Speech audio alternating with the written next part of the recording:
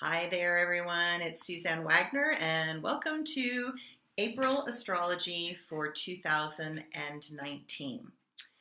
Um, you can feel the energy shifting and changing as we move into spring, and so we're springing into action and we're wanting to move forward. We've been clearing things out, clearing out closets. I know I've been clearing out my garden and my closets and my dresser drawers, creating spaces for new things. And this is really good because we want to spend this time before the end of the year streamlining things and simplifying things. There's a new moon that occurs in the sign of Aries on April 5th. And this is going to challenge each of us to figure out what is our most sacred gift that we have to give the world. Now, that's no easy task. By objectively looking at our own inner impulses, preferably the constructive ones, without fear, is how we break out of blocked energetic expression of who we really came to be. Sometimes we have to let completely go in a safe, conscious, and constructive way to finally abandon the dysfunctional control mechanisms that, say, our family, our societies, our belief systems have placed upon us. There really is something called a telepathic agreement field. And once you are in someone else's telepathic agreement field, it is difficult to go against that flow, just like it tempting to swim up a stream in a very strong current is also really difficult. There's a lot of telepathic agreement fields in the world right now, and that basically means that what are these energetic patterns that when you get into, you kind of feel like you lose yourself, and all of a sudden you're playing out what someone else wants you to be, or how they expect you to behave. I mean, the easiest one always is for me when my father was still alive, around my father, because he had a really strong energetic telepathic agreement field about being appropriate, not saying the wrong thing, being very articulate, being very careful with what you say. So there was this very strong agreement field that you did not speak until you actually had something to say, and if you actually had it well thought through. So just notice what your own telepathic agreement fields are around you. Are you creating the telepathic agreement field, or are you falling into a global energetic telepathic agreement field? So the other way I want to look at this is that, having lived all over the world, I can tell you that the energetic fields around Paris, with the art and the coffee houses and all of that, is very, very different than the telepathic agreement field of Berlin, Germany, where I lived, that had survived 2 world wars. And you could still hear on the astral plane the guns going off and the bombs going off. And so there was a tightness in Berlin that Paris was loose by comparison. And in American cities, it's the same way too. So I was born and raised in Texas. And so if you go into Dallas, we've got the Miss Texas energy, the Miss Texas girls, the very outgoing, open, beautiful, tall, like a big sunflower energy, and everything is bigger than life in Texas. And, Texans think everything is the best that there is. And then I work in Salt Lake City, Utah, which has this very strong Mormon undercurrent, which is very sweet. It's very kind. It's very loving. It's very generous. It's very peaceful. So, and then I go to Northern California, and it's suddenly like the pot smoking, pot growing energy, which is really open and super loose and wild and crazy and outspoken. So notice the telepathic agreement fields of where you live, and recognize that on the earth, there are energy vortexes that kind of pull us into certain energies also. So in Salt Lake City, it's a salt flat, and salt is very grounding. So the focus in Salt Lake is family and grounding and safety and security and stability, but other places are not like that. So simply notice the telepathic agreement fields that you are in at the moment. Did you create them? Are they part of the earth energy that created them? Are they created by a consensus group of people, like a specific religious group? How do you respond in those telepathic agreement fields? And are you being authentic as you're moving through them? Can you be authentic as you're moving through them? So, again, think of it like the river. You don't want to swim against the river. That's counterproductive. And sometimes it's better, like if you're a boatman down the Colorado River, it's better to get out of the boat and actually port the boat around a difficult area. And it's easier. It's actually easier to kind of take the long walk around than to risk the danger. So we look at things right now in the month of April as this is the question. Is easier the right way? Sometimes it is. Sometimes it's completely not. Easier for me is always suspicious. Easier reflects my habits. Easier reflects what I'm comfortable with. And if I've learned anything in the last 3-4 years astrologically, is that none of us are really in our comfort zone, and none of us are supposed to be in our comfort zone, and all of us are supposed to be stretching. So what can you do to consciously, safely, and constructively stretch out of the comfort zone and simply observe, are you doing what's easy? Are you doing what's right? Are you doing something that, even though it's the socially acceptable thing, is your gut going, ugh, like this? So kind of notice what is really true for you. It might be time, hint, hint, in the month of April to try something completely new and discover other ways to move through the same landscape. It's time to learn to depend on ourselves. When we do, we expand our aura in a way that projects a type of strength that comes from personal integrity and confidence, and sort of a pure, innocent charm. There's something incredibly alluring and charming about somebody who is very authentically open and sincere and at peace and relaxed with themselves. So, this new moon that is happening on the 5th in Aries is inspiring a shift in consciousness.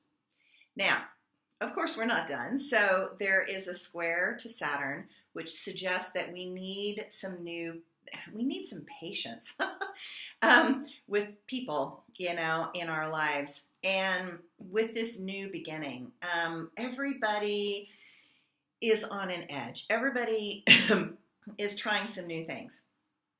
I find for myself, all new beginnings, I feel gangly and awkward at the beginning. I feel like a fish out of water. I feel uncertain. I question myself. I kind of look to see if I have solid footing under myself, and if I'm actually, instead of doing something new, but I'm actually falling still into an old pattern. One of the things that I notice a lot in the world is that if you were raised in, and I'll use myself as an example, Catholic upbringing, that Catholic upbringing and religion is sort of my base. It's kind of, I learned things from that. And then you go into metaphysics, and there's this kind of weird habit to try to translate my Catholicism into metaphysics, which, by the way, is a disaster, and it doesn't work because they're completely different systems. So, and so you have to kind of right now in this month recognize that you're doing one of those shifts.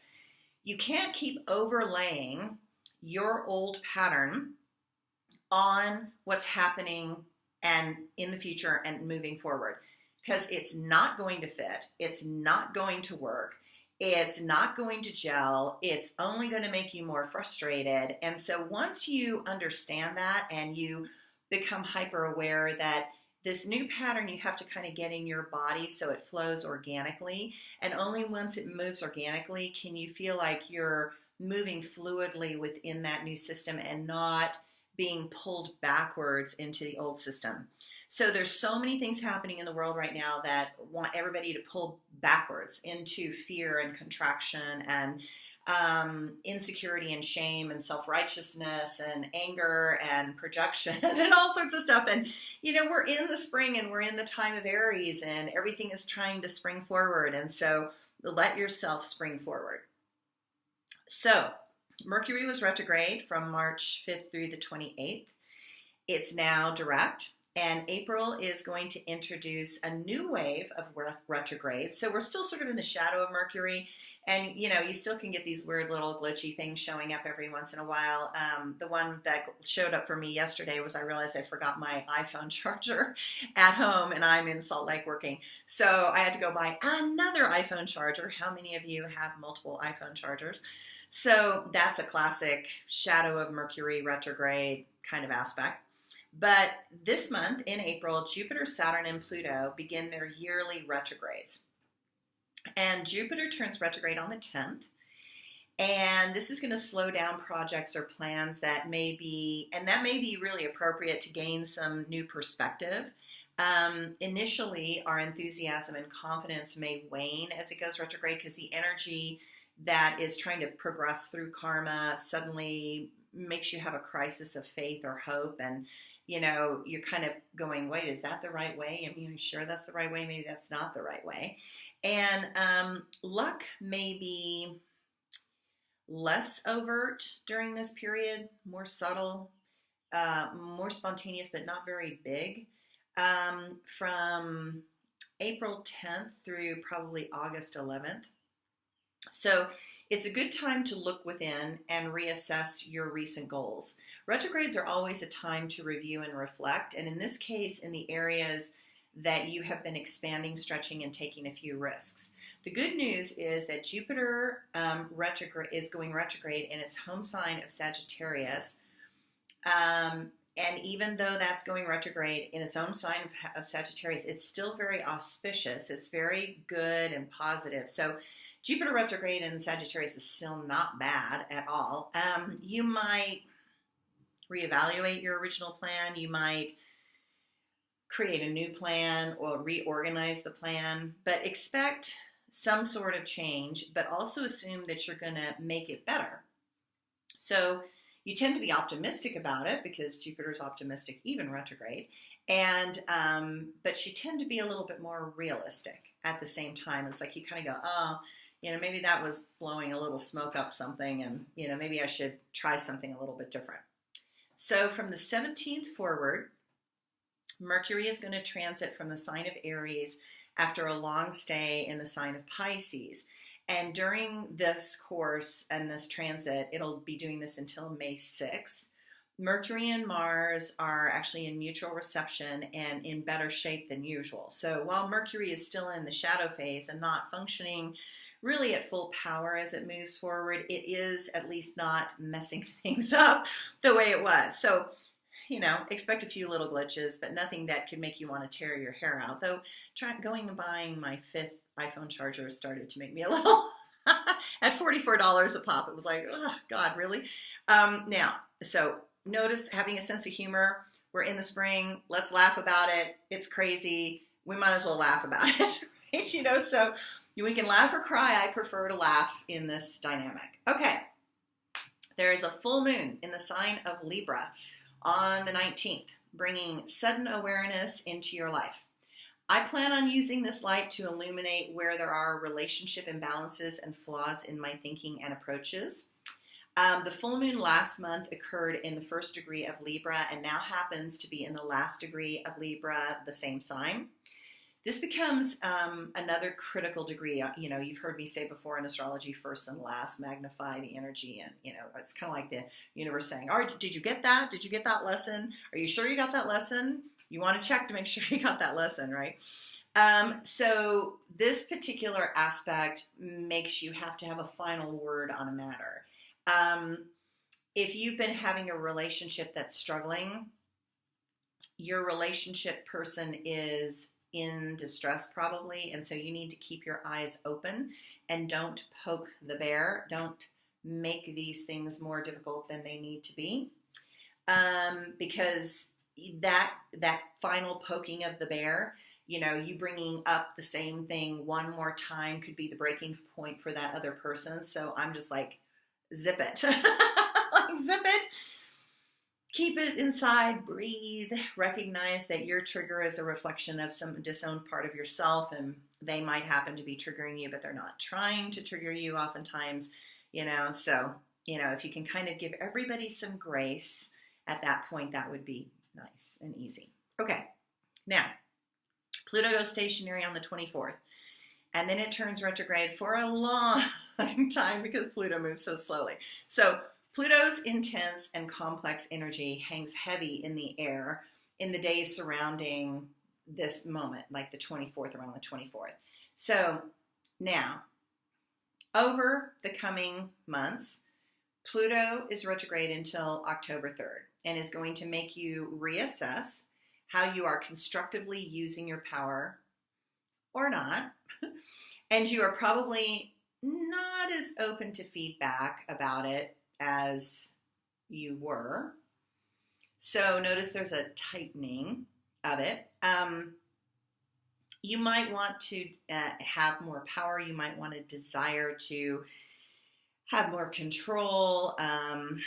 Some may see what you're doing, and some may not see what you're doing. So power struggles are internal and others are external. So just as some show their inner warrior more externally and others more internally, personally, I prefer to cultivate conscious discipline around any place that I feel inclined to push. So forcing anyone to do anything before they are ready or before their consciousness has evolved enough to understand and assimilate the next level is a useless endeavor. So this is a month where you start to kind of go, saying something is not going to change people's opinions. It's not going to shift anything. But if you listen to where somebody's at, it can be really revealing about their underlying weaknesses of who they are. I'm going to give an example. So many years ago, I took a group of people to Peru, and we had this cute little teeny tiny shaman from Peru, and he was doing a sunrise ceremony for us at Machu Picchu.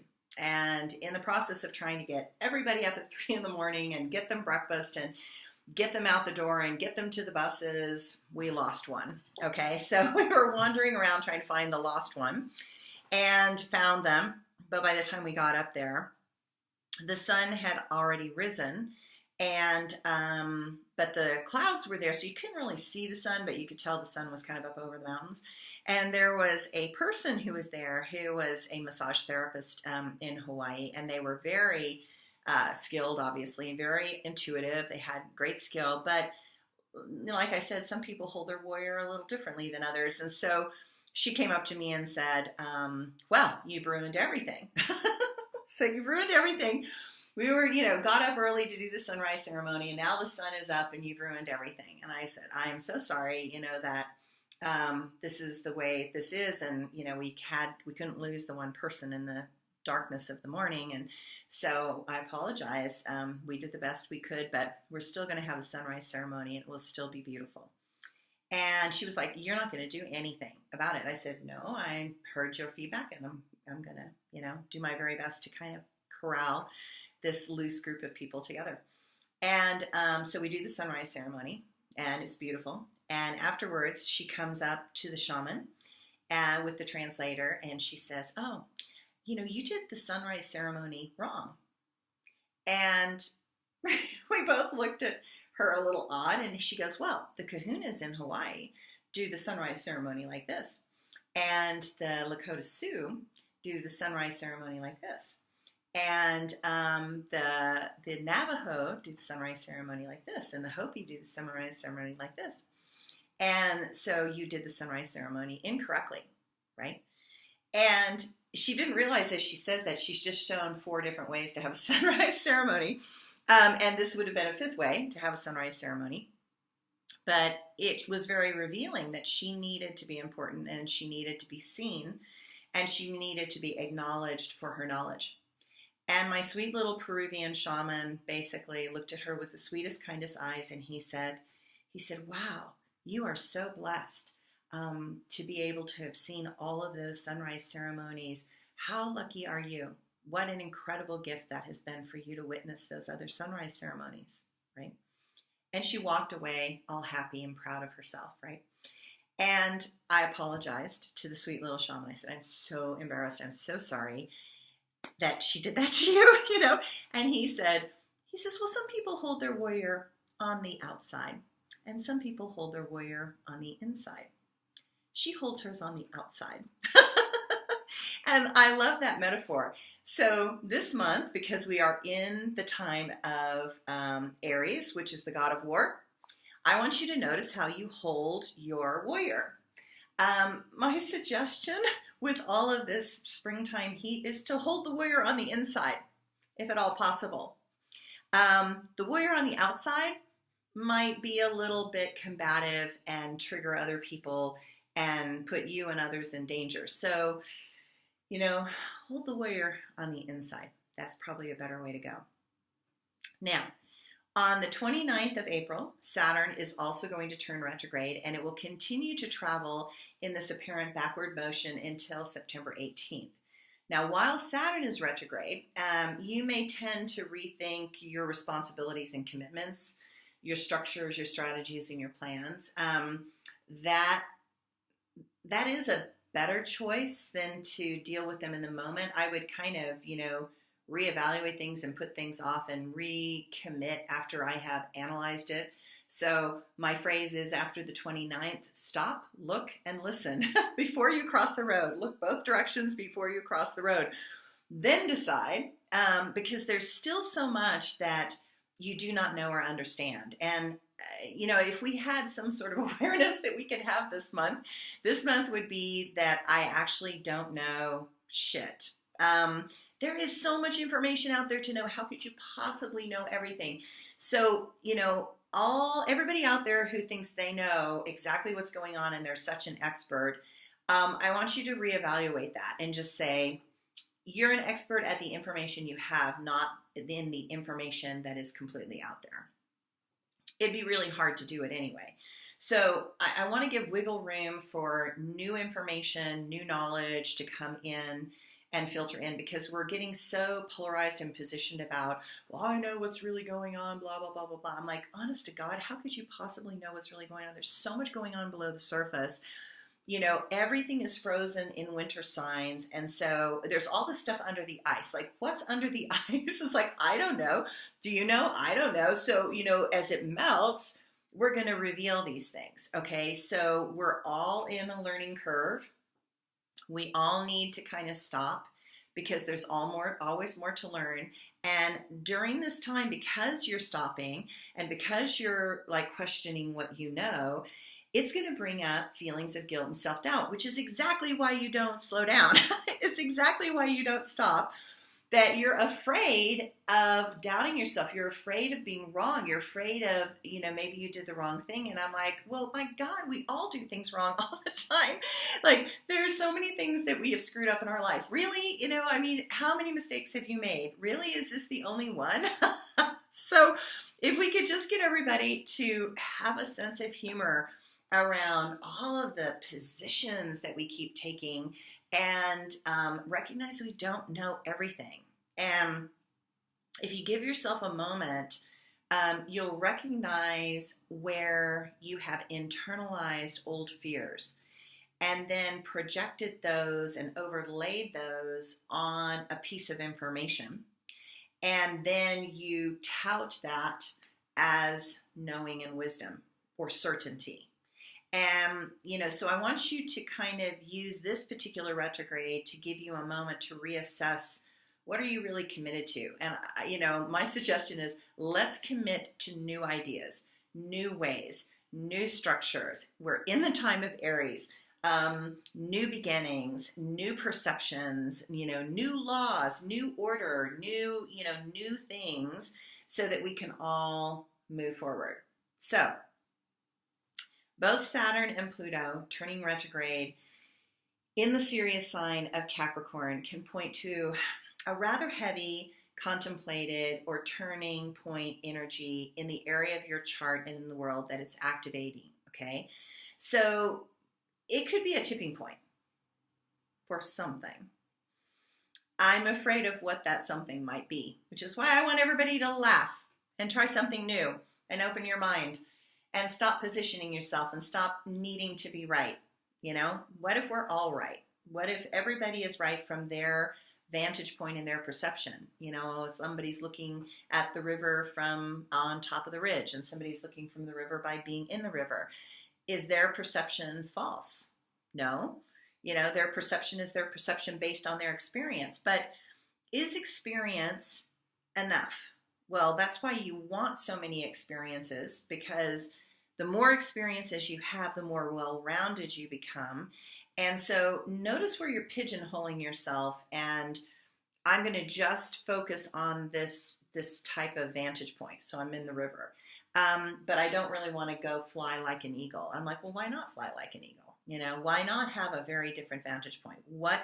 Why would that be bad? Why would that change anything? You're still seeing the river. You might see more of the river. And so I think we need to let go of our attachments to the way things have been. And, I think this is going to continue for 7.5 years, because Uranus going into Taurus is going to disrupt the areas in your chart that you consider your home base. So it's going to disrupt your home base. It's going to disrupt your comfort. And at this point, everybody should feel uncomfortable. So you should be feeling uncomfortable. You're supposed to be feeling uncomfortable. Don't keep trying to put more pillows in something that you're being bonked around on the inside. I mean, maybe we should just get out of this box, out of this washing machine, and try something else. So, only time is going to tell how much disruption is going to be in your home and in what you consider home or home base. And know that each choice and reaction, with so many big retrogrades over the next few months, is going to be a critical one. Every choice is going to be critical. Every choice you make is going to be critical. I have so many people that say to me, well, I just don't want to contract in fear. And I'm like, well, there's a difference between contracting in fear and being honest about where we are really at and what are the circumstances that are supporting us in being where we're really at. So to me, it's like there's a difference between an observation and a judgment. And a judgment is a projection of what you fear or want onto a circumstance. An observation is that you just go, okay, this is what is. This is where it is at. This is where we are. So since this is where we are, what choices do I have? What are the correct choices based on these circumstances in this moment of time? So what you don't want to do is hide your head in the sand. What you don't want to do is to completely continue to keep projecting what you think you know, because you're just going to get slapped around. I mean, over the next couple of years if you do that. So we're all going to have to learn some flexibility. So years from now, I mean like 2.5 years from now, history is going to record how we made every right choice and created an incredibly positive circumstance from negative experiences, or we made the wrong choices based on fear and contraction and have made things worse. It's kind of up to us, which to me is a little bit positive, because I don't think anybody wants terrible things for the world. I think everybody's fighting for what they believe is about with the world, but I'm at this point in my life where it's like, why can't we just do the right thing? Why can't we just do the right thing? It's not hard to decide what's the right thing, but I know why we don't, because the people who have money and power want to keep money and power, and they don't want to distribute the wealth, share the wealth. They don't want to do the right thing because they lose power there. But I go, anybody who clings that hard to power will lose power every time.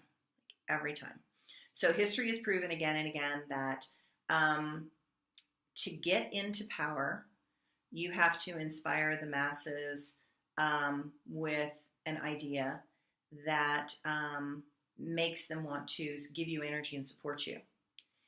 And as with all power, and I mean like all of it, that what happens is then people get egoically attached to the power and they don't want to let go of the power. And then from the moment they get attached to the power and greed, then they stop serving the people that whom got them there. And inevitably, it is the people that then tear those things and those people and those circumstances down. I mean, that's just history. I mean, like, I'm not trying to say anything weird other than that. That's just history. It always happens that way. You know, I'm like the history buff. I like to look at all these things because we are in a pattern, and I understand that we have younger souls coming up through the ranks that have not experienced that pattern, so they fall into the same traps that our ancestors did a long time ago. And there are conscious people like the Dalai Lama, the different teachers and gurus, the different spiritual teachers and advisors that are always trying to remind the masses that they're in the pattern. And the younger souls never see that they're in the pattern because you have to make the mistake in order to learn. And I wish we would learn by somebody saying, P.S., that's the wrong way. I wish we could learn that way, but that doesn't seem to be the way we learn. So, to me, this is the way where we're going. We're going on this trail again. And the old souls are like, oh man, really? We're going on this trail again? And I'm like, yeah, but it's just the way it is. It's just the way life is. And you have to have a sense of humor about it. And you have to not lose yourself in the chaos. And you have to know who you are and what you have to give. And then you have to give that no matter what. And at least we're in the spring. Oh my gosh, we made it through the winter. Yay. And we're moving forward. So let's move forward. It's Aries. It's the time of Aries. Let's spring forward into action and see what we can create. Let's do everything different. Like, let's just do everything different. Like, what the heck? Why not? And see what we can come up with. Okay. So just kind of know all small steps eventually lead you to some really beautiful place. So I hope everybody has a good month. Take care. Talk to you later.